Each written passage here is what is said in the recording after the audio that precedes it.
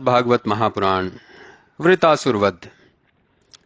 श्री सुखदेव जी बोले, हे राजा परीक्षित, इस प्रकार वृतासुर ने अपना मरना विचार कर युद्ध क्षेत्र में ही प्राण गंवाना उत्तम समझा और पहले इंद्र पर ही अपना शूल चला दिया।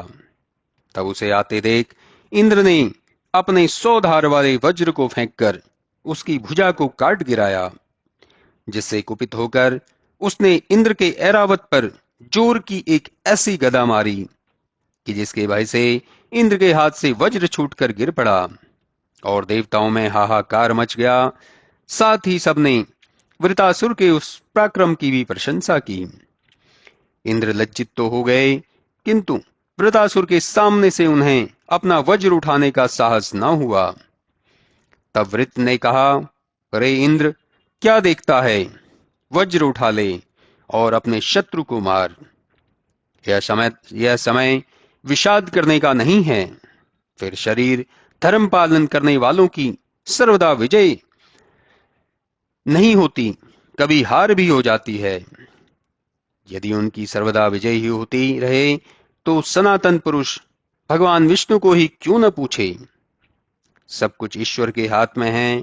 विचारवान पुरुष हानि लाभ, जीवन मरण, यश अपयश सब में समान भाव रखते हैं, क्योंकि सत्व रज तम तो प्रकृति के गुण हैं, न कि आत्मा के।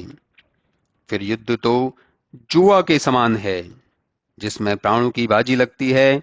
यहाँ प्राण रूपी पासा फेंका जाता है, जिसमें यह नहीं कहा जा सकता कि किसकी जय होगी और किसकी पराजय।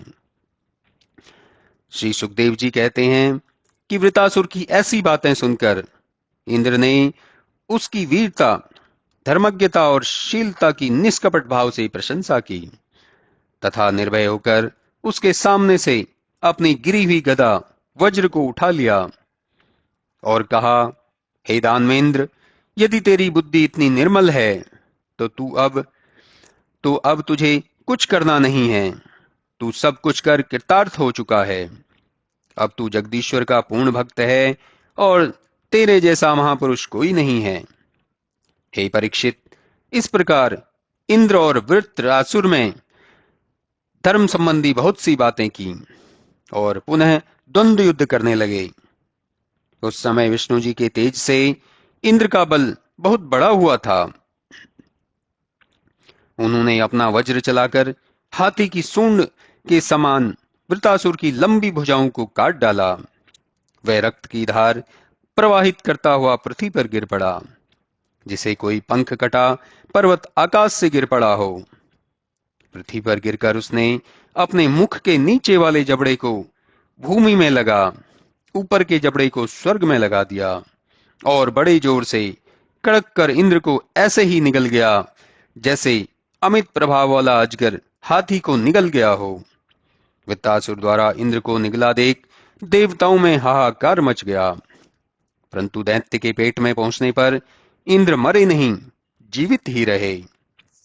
नारायण कवच उनकी रक्षा करता रहा और थोड़ी ही देर में वह वृत्तासुर का पेट फाड़कर बाहर निकल आए।